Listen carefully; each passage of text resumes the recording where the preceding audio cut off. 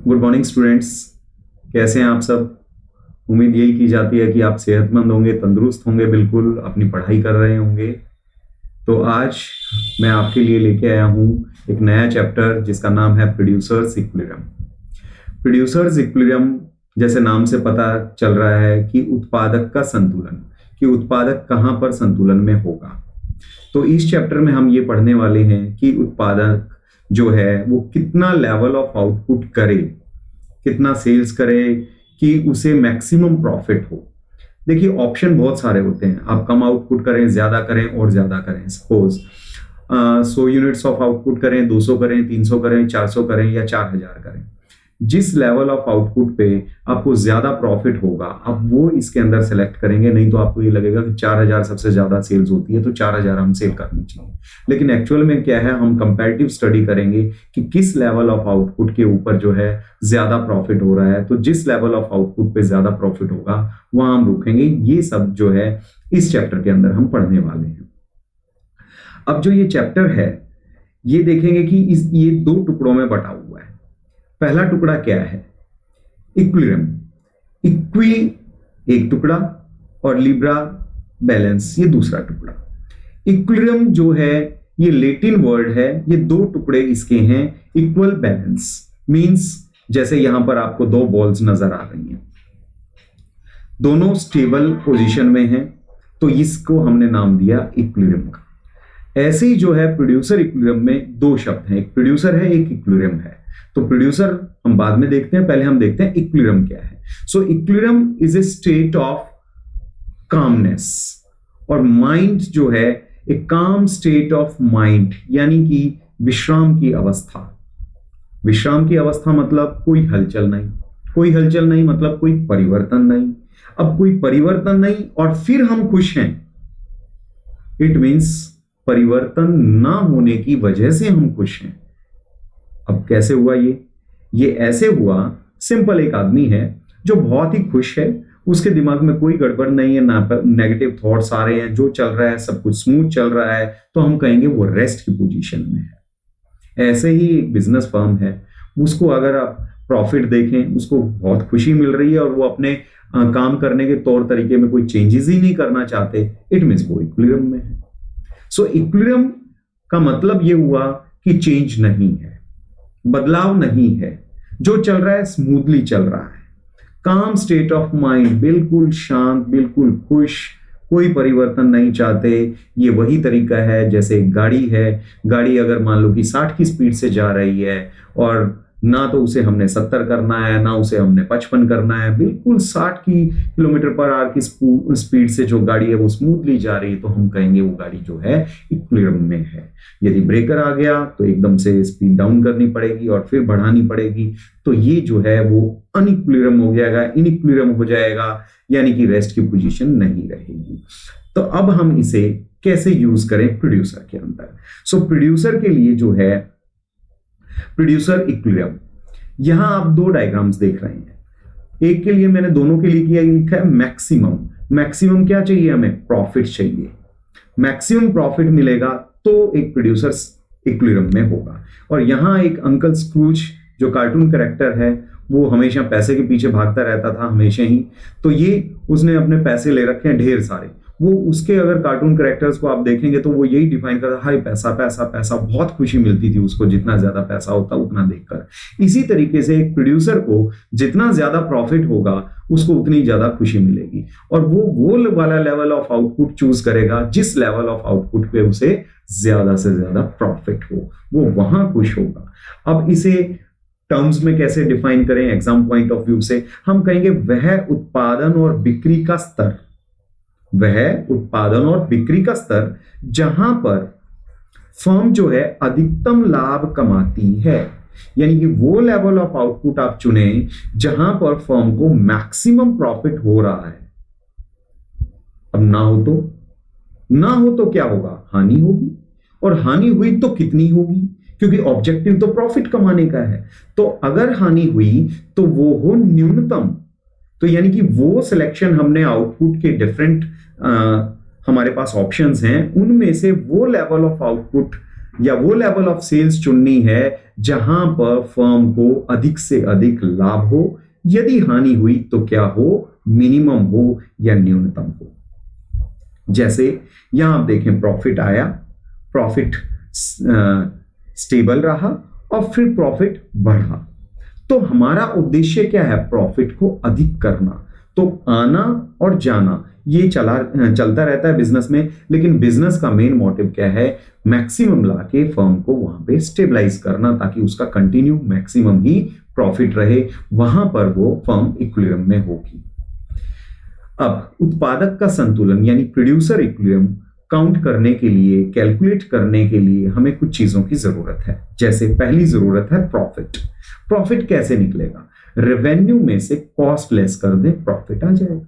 अब प्रॉफिट कितने टाइप्स का होगा, पहला क्रॉस प्रॉफिट होगा। इसके अंदर हम टोटल रेवेन्यू यानी कि कुल आगम में से टोटल वेरिएबल कॉस्ट लेस कर दें। हमने क्या लेस नहीं किया अभी, टोटल फिक्स्ड कॉस्ट लेस नहीं की है, सिर्फ टोटल वेरिएबल कॉस्ट लेस करें तो हमारे पास आएगा क्रॉस प्रॉफिट। सेकंड पॉइंट है हमारा नेट प्रॉफिट। नेट प्रॉफिट में टोटल रेवेन्यू में से टोटल वेरिएबल कॉस्ट लेस करनी है, साथ में आपने टोटल फिक्स्ड कॉस्ट भी लेस करनी है। इट मींस टोटल रेवेन्यू में से टोटल वेरिएबल कॉस्ट किया तो हमारे पास ग्रॉस प्रॉफिट आ गया। ग्रॉस प्रॉफिट में से यदि टोटल फिक्स्ड कॉस्ट और लेस कर दें तो हमारे पास क्या आ जाएगा, नेट प्रॉफिट आ जाएगा। तो नेट प्रॉफिट में से दोनों कॉस्ट हमने लेस करनी है, टोटल वेरिएबल भी, टोटल फिक्स्ड भी, जबकि ग्रॉस में सिर्फ हमने टोटल वेरिएबल लेस की थी। तो नेट प्रॉफिट में से टोटल रेवेन्यू में से टोटल कॉस्ट आपने लेस करनी है। तो ये दो तरह के प्रॉफिट्स हैं। अब प्रॉफिटेबिलिटी यानी लेवल ऑफ आउटपुट जो हम इसमें काउंट करेंगे कि कहां पर एक प्रोड्यूसर आके इक्विलिब्रियम पोजीशन पे रहे या संतुलन में रहे, उसके दो मेथड्स हैं हमारे पास, दो विधियां हैं। पहली विधि है TR&TC मेथड और दूसरी विधि है MR&MC मेथड यानी सीमांत आगम और सीमांत लागत विधि। पहले हम करते हैं फर्स्ट जो मेथड है हमारा, वो है टोटल रेवेन्यू और टोटल कॉस्ट। यहां पर आप देखें ये येलो लाइन जो है वो स्ट्रेट लाइन है टोटल रेवेन्यू, और ये स्ट्रेट हम इसलिए मान के चले हैं क्योंकि हम ये जो डायग्राम है ये परफेक्ट कंपटीशन का लेके चल रहे हैं, यानी कि पूर्ण प्रतियोगिता। पूर्ण प्रतियोगिता में कीमत स्थिर रहती है, इसीलिए TR जो है स्ट्रेट लाइन है। TC ऊपर से शुरू हुई है क्योंकि TC के अंदर दो कॉम्बिनेशंस होते हैं, एक फिक्स्ड कॉस्ट होती है और दूसरा वेरिएबल कॉस्ट होती है। तो यहां आप देखें जीरो जो है हमारा मूल बिंदु है, एक्स एक्सिस पे जो है हमने उत्पादन की मात्रा लेनी है, वाई एक्सिस पे लागत है, आगम है, लाभ है या हानि है। हानि को ही हम नेगेटिव प्रॉफिट या ऋणात्मक लाभ बोलते हैं। तो आप जीरो लेवल ऑफ आउटपुट पे देखें तो इतना जो है आपका टोटल फिक्स्ड कॉस्ट है, क्योंकि उसके बाद टोटल कॉस्ट जो है ऊपर से शुरू होती है। तो यहां पर ये मान लो कि अगर ये 10 है, 10 आपकी फिक्स्ड कॉस्ट है और आपका रेवेन्यू 0 हो गया, यहां पे ये 0 है, तो प्रॉफिट कितना होगा? प्रॉफिट कैसे निकाला आपने? टोटल रेवेन्यू में से टोटल कॉस्ट लेस कर देंगे तो प्रॉफिट आ जाएगा।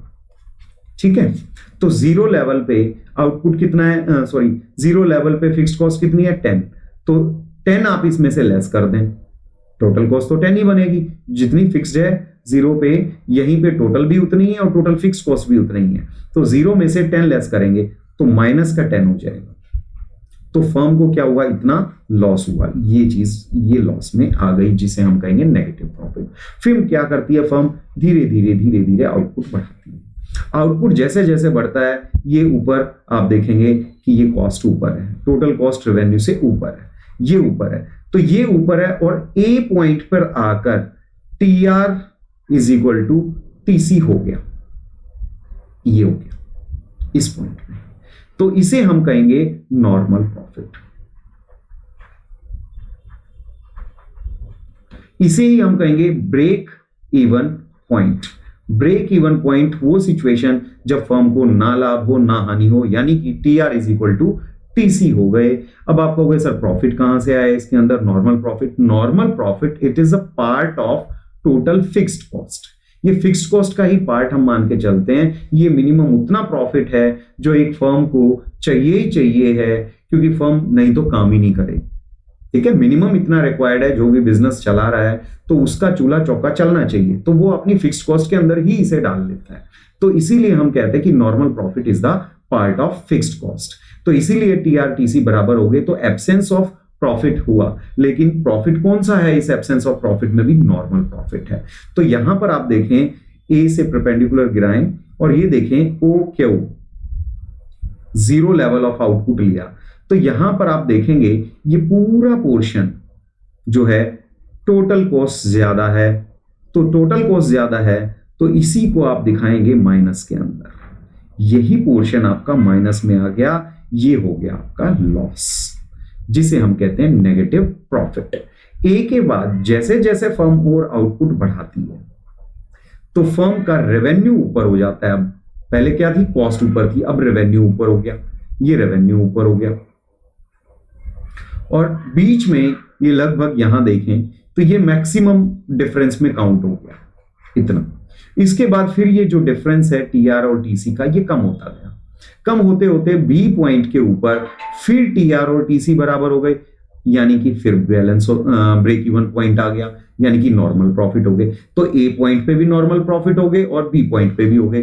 तो ए और बी के बीच के पोर्शन में क्या हो रहा है? ये हो रहे हैं आपको प्रॉफिट्स, ये सारा पोर्शन जो है प्रॉफिट है, और मैक्सिमम कहां है? ये जो पोर्शन है, इसी को आप देखें तो ये जो इतना ऊंचा दिखता है, ये वाला जो पोर्शन है, ये हमने यहीं से डिराइव कर लिया, ये प्रॉफिट हो गया आपका। इसको हम कहते हैं Q1 लेवल ऑफ आउटपुट।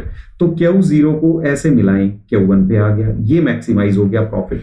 उसके बाद धीरे धीरे आप देखेंगे ये डिफरेंस जो है ये कम हो रहा है, और बी पॉइंट पे आके फिर प्रॉफिट जो है वो 0 हो गया है। तो यहां से आप देखें कि ये प्रॉफिट फिर ऐसे 0 हो गया।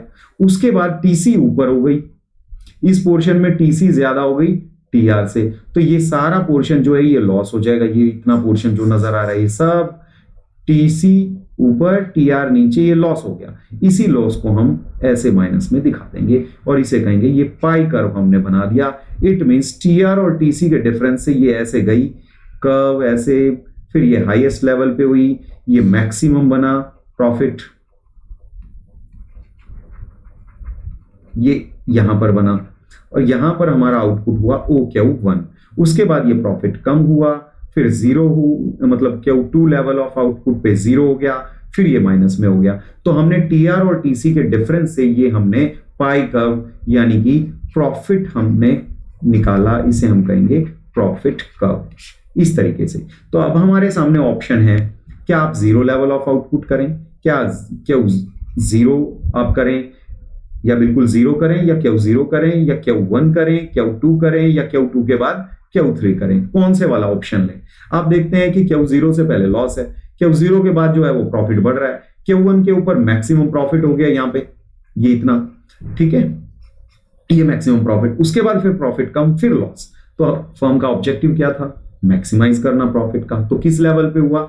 O से लेकर Q1 तक मैक्सिमाइज हुआ, इस लेवल ऑफ आउटपुट पे मैक्सिमम हुआ। तो यहां पर जो है प्रोड्यूसर का जो इक्विलिब्रियम हुआ वो Q1 लेवल ऑफ आउटपुट को फर्म जो है सेलेक्ट करेगी, यहां पर उसे मैक्सिमम प्रॉफिट हो रहा है, यहां फर्म आके रुकेगी। नेक्स्ट डायग्राम में देखते हैं हम, देखिए यहां पर टीसी और टीवीसी दो कर्व्स हैं। व्हाइट वाला कर्व जो है वो टीसी है, ये टीसी है, ठीक है, और ये पिंक वाला जो है वो टीवीसी है। यहां आपने देखा पीछे वाले डायग्राम की तरह ही ये बीच में प्रॉफिट नजर आता है इतना, ठीक है। अब क्या होता है, प्राइस कम हो जाती है, प्राइस कम होती है तो टीआर नीचे आएगा, टीआर नीचे आएगा तो नीचे आते आते आते आते आते आते इस तरीके से ये कम होता जाएगा, ये हो गया। उसके बाद ये और कम हो रहा है, और कम हो रहा है, और यहां पर ये एन पॉइंट लेते हैं, तो एन पॉइंट के ऊपर देखें ये टीआर 1 हो गया था, अब टीआर 2 हो गया। तो टीआर 2 पे देखें कि ये टेंजेंट है यहां पे, यानी कि टीसी और टीआर इस एन पॉइंट पे बराबर हो गए। इट मींस ये कौन सा पॉइंट आ गया, नॉर्मल प्रॉफिट की सिचुएशन आ गई। पहले क्या था, ये सुपर नॉर्मल प्रॉफिट था, ज्यादा प्रॉफिट हो रहा था। अब क्या है, ये कम होते होते होते होते होते होते ये अगर टीवीसी को टच कर दे, ये टीआर 3 बना लेते हैं हम, ये यहां टच कर देता है इसको, तो ये जो पॉइंट है इसे हम कहेंगे shut down point. Shut down point का मतलब फर्म को टीवीसी मिल रही है, तो टीवीसी से ऊपर क्या है, टीसी, ये जो गैप है ये टीएफसी है। ये क्या है, टीएफसी है, क्योंकि आपको पता है कि टीवीसी 0 से शुरू होती है ऐसे, टीसी इससे ऊपर होती है, और इन दोनों के बीच का जो पोर्शन होता है वो क्या होता है, टीएफसी होता है। तो फर्म को यहां पर टीएफसी का लॉस हो रहा है, और अगर ये रेवेन्यू और नीचे आ जाएगा तो फर्म क्या करेगी, टीएफसी का पहले ही लॉस हो रहा था, टीवीसी का भी लॉस हो जाएगा, तो फर्म काम किस लिए कर रही है, बंद हो जाएगी फर्म। फर्म को क्या पड़ा है, काम करने के लिए। ठीक है, तो फर्म क्या करेगी, इसी पॉइंट को, ये एक अलार्मिंग पॉइंट हो गया शटडाउन पॉइंट, ये मान लो कि जी पॉइंट है, तो ये जी पॉइंट जहां पर टीआर और टीवीसी बराबर हो गए, TR is equal to TVC, ये बराबर हो गए, तो इसी को हम कहेंगे शटडाउन पॉइंट, कि फर्म यहां रुक जाएगी, वो और ज्यादा काम नहीं करेगी, बंद कर देगी अपने आउटपुट को, अगर उसको काम करना ही नहीं है कि वेरिएबल कॉस्ट भी नहीं मिले तो। नेक्स्ट जो मेथड आता है हमारा, सेकंड मेथड है ये है एमआर और एमसी मेथड, सीमांत आगम और सीमांत लागत विधि। इसके लिए क्या क्या रिक्वायरमेंट है, प्रॉफिट हमें पहले से पता है कि रेवेन्यू में से कॉस्ट लेस कर दें, प्रॉफिट आता है। टोटल कॉस्ट का हमें पता है कि टोटल फिक्स्ड कॉस्ट और टोटल वेरिएबल कॉस्ट दोनों का कॉम्बिनेशन टोटल कॉस्ट होती है। टोटल फिक्स्ड कॉस्ट हम जानते हैं कि वो हमेशा स्थिर रहती है, और नॉर्मल जो प्रॉफिट है वो पार्ट है टोटल फिक्स्ड कॉस्ट के। नॉर्मल प्रॉफिट जो है टोटल फिक्स्ड कॉस्ट का पार्ट है। इसके बाद आता है सकल लाभ। सकल लाभ क्या है, टोटल रेवेन्यू में से टोटल वेरिएबल कॉस्ट घटा दो, सिर्फ परिवर्तनशील लागत घटानी है आपने।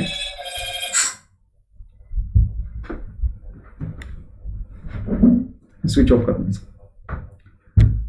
टोटल रेवेन्यू में से टोटल वेरिएबल कॉस्ट घटा दें तो क्या आएगी, सकल लाभ आएगा। सकल लाभ जो है, अभी आप यहां देखें, फिक्स्ड कॉस्ट घटानी बाकी है, अभी घटा देंगे तो बन जाएगा शुद्ध लाभ, नहीं घटाते तो बनेगा सकल लाभ। तो शुद्ध लाभ जो है, दोनों तरह की कॉस्ट घट गई हैं, जबकि सकल लाभ में एक कॉस्ट घटनी बाकी थी जिसे हम कहते हैं टोटल फिक्स्ड कॉस्ट। तो टोटल फिक्स्ड कॉस्ट नहीं घटाई हुई है तो रहेगा सकल लाभ, और दोनों ही घट जाएंगी तो बनेगा शुद्ध लाभ। फिर एमसी वक्र के नीचे का क्षेत्र, एमसी वक्र से नीचे का जो क्षेत्र है वो है टीवीसी। कैसे है ये एमसी, यदि आउटपुट क्यू किया जाए, ओ से लेकर क्यू तक किया जाए, तो पहले इतना, फिर इतना, फिर इतना, फिर इतना, तो हम क्या कर रहे हैं, सिग्मा एमसी। सिग्मा एमसी क्या हो गया, टीवीसी हो गया। क्या हो गया, सिग्मा एमसी टीवीसी हो गया। ऐसे ही टीआर कैसे निकलेगा, सिग्मा एमआर करके। परफेक्ट कंपटीशन लें तो एआर और एमआर इक्वल हो गए, प्राइस टेबल हो गया, ये इक्वल हो गए। यहां पर आप देखें, पहला आउटपुट, दूसरा, तीसरा, ऐसे, तो ये सिग्मा एमआर कर देंगे तो ये हो जाएगा टीआर। ठीक है, और अगर एकाधिकारी या एकाधिकार में लें तो एआर और एमआर डिफरेंट हो जाते हैं, ये एमआर, तो इसके नीचे का यदि ओ क्यू आउटपुट करते हैं तो ये जो सिग्मा एमआर बनेगा ये टीआर बन जाएगा। ठीक है, तो सिग्मा एमआर जो है वो टीआर है। अब एमआर और एमसी विधि से देखते हैं कि हम प्रोड्यूसर कहां पर इक्विलिब्रियम में होगा। देखिए, यदि ओ क्यू 0 आउटपुट करते हैं तो इस सिचुएशन में क्या हो रहा है, इस सिचुएशन में देखें, ओ क्यू 0 से पहले एमसी ऊपर है और एमआर यहां नीचे है, ये एमआर हो गया, एमसी इतनी ऊपर है, इतनी ऊपर है, इतनी ऊपर है, तो इस पोर्शन में MC is greater than MR, तो फर्म को क्या हो रहा है, लॉस हो रहा है। ये जो पूरा पोर्शन है ये फर्म का लॉस का पोर्शन है। अब ए पॉइंट के ऊपर देखें ओ क्यू 0, तो यहां पर ये रेवेन्यू हो गया फर्म का, टोटल रेवेन्यू, और ये जो पूरा बॉक्स इस तरीके से बन रहा है ये फर्म की टोटल वेरिएबल कॉस्ट हो जाएगी। तो ये जो ट्राइंगुलर शेप बनी, पी, ए और एम लें, तो ये जो पोर्शन है ये फर्म का लॉस है। ठीक है, अब फर्म लॉस के लिए तो काम करेगी नहीं, उसको पता है कि एमसी उसकी कम होने लग रही है, तो उसको आगे कम होती जाएगी ये, तो फर्म क्या करेगी, आउटपुट को बढ़ाएगी। पहले हमने देखा था कि ये लॉस था फर्म का, यहां तक काम किया था। ठीक है, अब फर्म क्या कर रही है, जैसे जैसे आउटपुट बढ़ा रही है, आगे जा रही है, तो ये एमसी जो है नीचे आ गई, ऐसे नीचे आ गई, और ये पूरा पोर्शन आपका एमसी का हो गया ये। और रेवेन्यू कितना होगा, O P A L M और Q1। तो ये जो पोर्शन आपको नजर आता है ए एल और एम, ये फर्म का हो गया ग्रॉस प्रॉफिट। क्या हो गया, ग्रॉस प्रॉफिट। अब फर्म को ये प्रॉफिट मिल रहा है तो फर्म खुश हो जाएगी। अब फर्म यहां पर भी पूरी तरीके से खुश नहीं है, फर्म और आगे जाएगी। क्यों, क्योंकि आगे और जा रही है तो फर्म की कॉस्ट बढ़ रही है, एमसी बढ़ रहा है। लेकिन फर्म को क्या होगा, और जैसे जैसे आउटपुट बढ़ाती जाएगी एमसी बढ़ता जाएगा। लेकिन ये वाला जो ग्रॉस प्रॉफिट है फर्म को, ये वाला पोर्शन और मिल जाएगा तो फर्म की बल्ले बल्ले हो जाएगी। इट मींस फर्म मजे में हो जाएगी। तो वो और ज्यादा से ज्यादा प्रॉफिट कमाने के चक्कर में यहां ई पॉइंट तक पहुंच जाएगी जहां पर एमआर और एमसी बराबर हो जाते हैं और फर्म जो है Q2 लेवल पे स्टेबल हो जाएगी। वो हम देखते हैं अभी। ये देखिए, फर्म को पहले ग्रॉस प्रॉफिट ये मिल रहा था, अगला ग्रॉस प्रॉफिट ये मिल गया और फर्म ने ई पॉइंट पे आके फर्म रुक गई। यहां के बाद फर्म अगर OQ के बाद OQ3 आउटपुट करती है तो क्या होगा, तो एमसी ज्यादा हो गई इतनी और नीचे रह गया ये एमआर इतना। तो इस पोर्शन में एमसी ज्यादा है एमआर से, तो फर्म का ये पोर्शन जो है वो लॉस काउंट हो जाएगा और फर्म फिर लॉस के लिए काम करेगी नहीं। यहां से फिर वो वापसी करेगी अपनी और रुकेगी कहां पर, यही ई पॉइंट डिफाइन होगा प्रोड्यूसर का इक्विलिब्रियम। ये है प्रोड्यूसर इक्विलिब्रियम।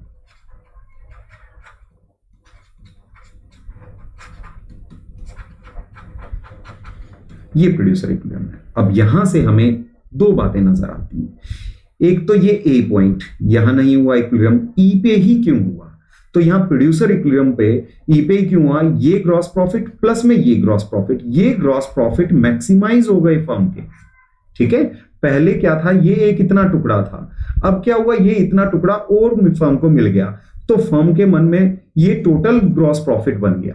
तो उसके मन में तो यही था कि उसको ज्यादा से ज्यादा कमाना है, तो यहां उसकी ज्यादा से ज्यादा कमाई हो रही है, आगे उसको लॉस हो रहा है। तो यहां पर हमारे पास दो शर्तें नजर आती हैं। क्या, पहली शर्त MC is equal to MR होनी चाहिए प्रोड्यूसर इक्विलिब्रियम के, वो ए पॉइंट पर भी है और ई पॉइंट पर भी है, दोनों पर है। बट ए पर इक्विलिब्रियम नहीं है क्योंकि यहां पर लॉस हो रहा था फर्म को इतने में। दूसरा पॉइंट क्या निकला प्रोड्यूसर इक्विलिब्रियम के लिए कंडीशन का, MC cuts MR from below. MC MR को नीचे से काटे, देखो ये ऊपर से काट रही है, नीचे से काटेगी ना तो ही उसके ग्रॉस प्रॉफिट मैक्सिमम होंगे। तो फर्म की ये दो शर्तें होगी जो आपके एग्जाम पॉइंट ऑफ व्यू से बेहद इंपॉर्टेंट है कि फर्स्ट कंडीशन क्या है इक्विलिब्रियम की, MC is equal to MR। Second condition क्या है, MC cuts MR from below. और आपको समझाना कैसे, ये डायग्राम आपने पेपर में समझाना है। ये टोटल देखो, ये लॉस था, ये इतना ग्रॉस प्रॉफिट था और आउटपुट बढ़ाया हमने, ये ग्रॉस प्रॉफिट और मिला, ये ई के ऊपर आके रुक गए, ये हमारा इक्विलिब्रियम हो गया, इक्विलिब्रियम। ये फर्म का हो गया लॉस, लॉस के लिए काम करेगी नहीं, वापस आ गई, तो ई हमारा इक्विलिब्रियम और यहां से इक्विलिब्रियम क्वांटिटी जो नजर आई वो Q2 आई। तो फर्म O से लेकर Q2 तक यानी 0 से Q2 तक का फर्म जो है आउटपुट करेगी और ई जो है फर्म का या प्रोड्यूसर्स का इक्विलिब्रियम है। अब इसी चीज को एक टेबल से देखते हैं और ये पहले भी एक दो बार क्वेश्चन इस तरीके का एग्जाम में आया हुआ है CBSE में। ठीक है, अब यहां पे गिवन है AR और TC, it means AR given है, TC गिवन है और क्वेश्चन ये है कि MR और MC विधि से फर्म का संतुलन ज्ञात करें, MR और MC मेथड से। अब आपको MR निकालना पड़ेगा ये और MC निकालनी पड़ेगी और प्रॉफिट निकालना पड़ेगा। तो आपको पता है कि AR इंटू Q कर दें तो TR आ जाएगा, या P इंटू Q कर दें तो TR आ जाएगा। तो 1 इंटू 8 करेंगे 8, 2 इंटू 8 करेंगे 16, 3 इंटू 8 करेंगे 24 और 4 इंटू 8 करेंगे 32। इस तरीके से ये TR हम बना लेंगे। TC हमें गिवन है, MR कैसे बनेगा, TRN माइनस 1 करके, TRN माइनस TRN माइनस 1 करके हमने एम आर, ये एम आर निकाल लेंगे हम। ये सब हमने निकाल लिया ये टी आर से। ये 8, 16 में से 8 लेस किया, फिर 24 में से 16 लेस किया, इस तरीके से निकाल लेंगे। फिर है एमसी।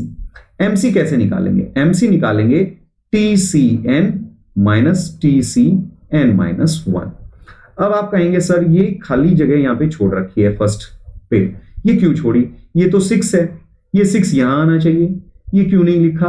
अब मुझे ये नहीं पता कि ये जो फर्स्ट यूनिट ऑफ आउटपुट है इस पे फिक्स्ड कॉस्ट कितनी है, ये गिवन नहीं है हमें, तो हमने इसे यहां पे डैश छोड़ दिया।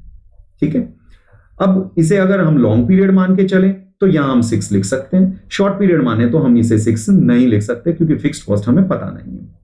अब नेक्स्ट जो है 14 में से 6 लेस कर देंगे, TCN माइनस TCN माइनस 1 8, फिर 20 में से 14 लेस कर देंगे, ये आ गया 6, 28 में से 20 लेस कर देंगे, वो आ गया 8, 38 में से 28 लेस करेंगे, वो आ गया 10, 50 में से 38 लेस करेंगे, वो आ गया 12।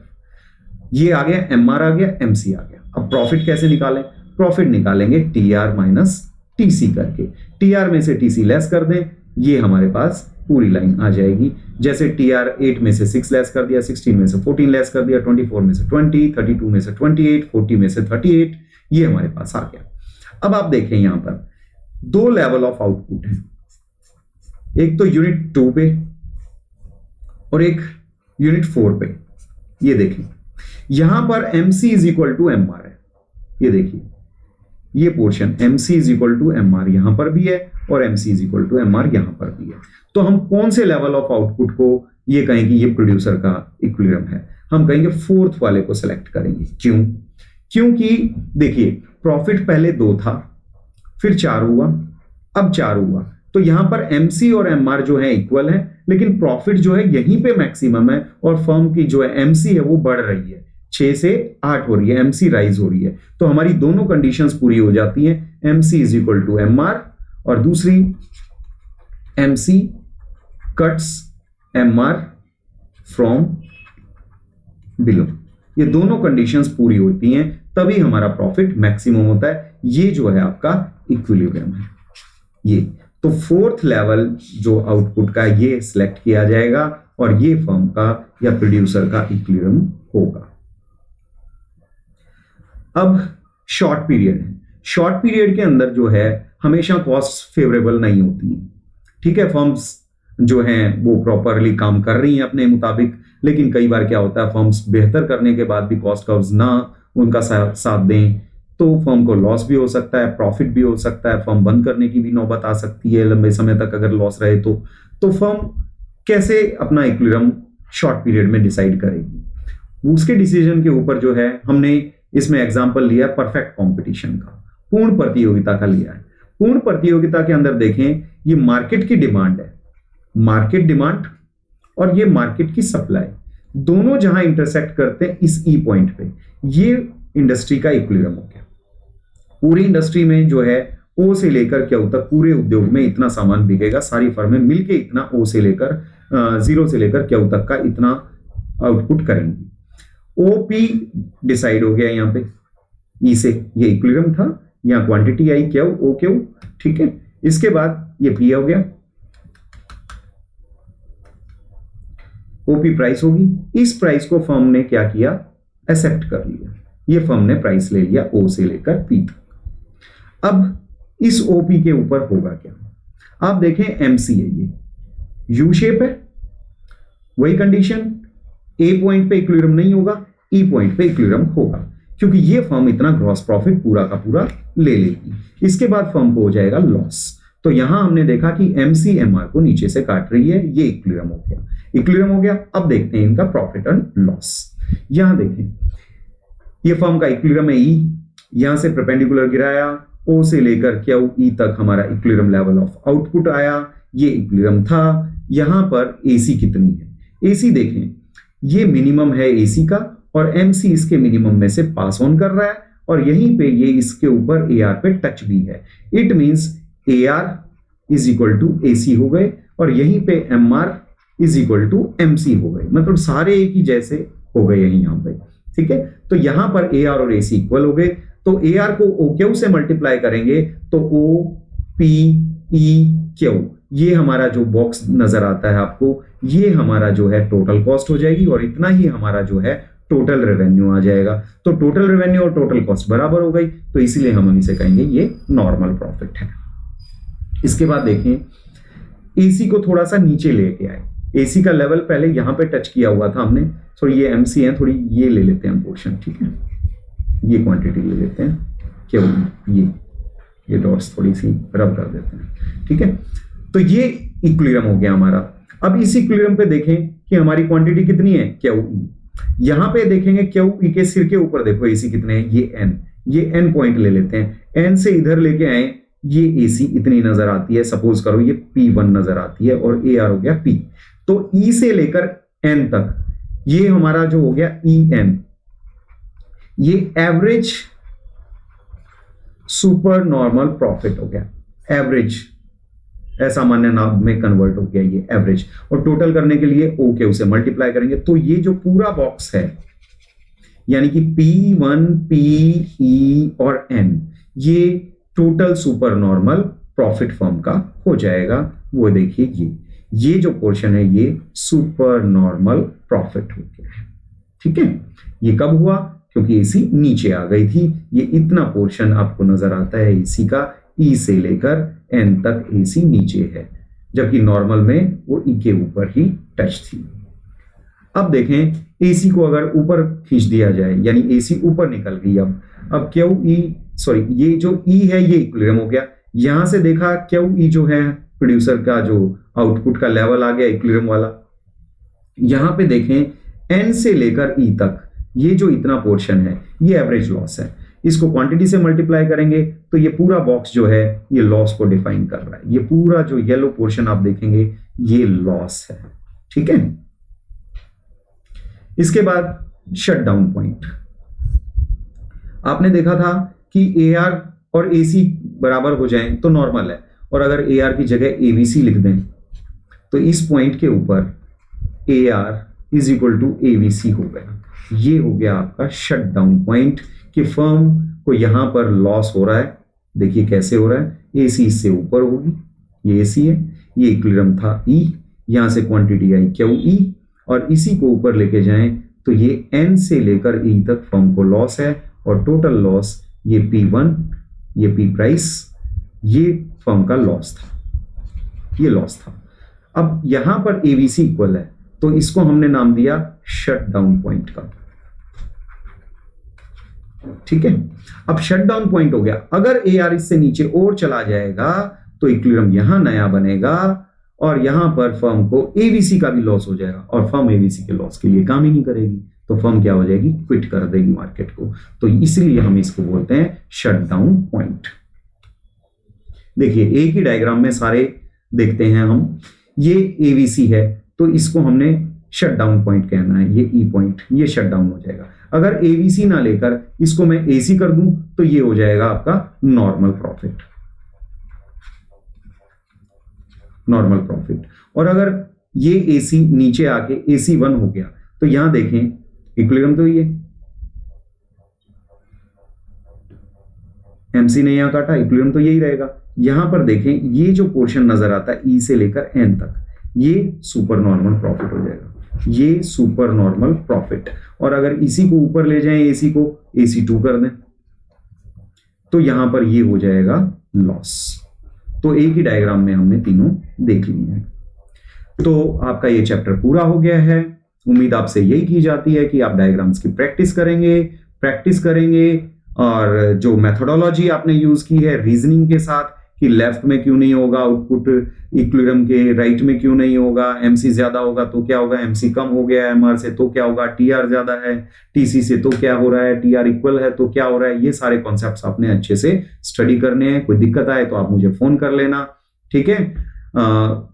नहीं तो स्कूल ओपन है आपके प्रॉब्लम्स के लिए, तो आप स्कूल में आके मुझसे प्रॉब्लम ले सकते हैं, ठीक है। ऑल द बेस्ट, अच्छे से काम करना है, कोई शिकायत नहीं आनी चाहिए आपकी। Thank you.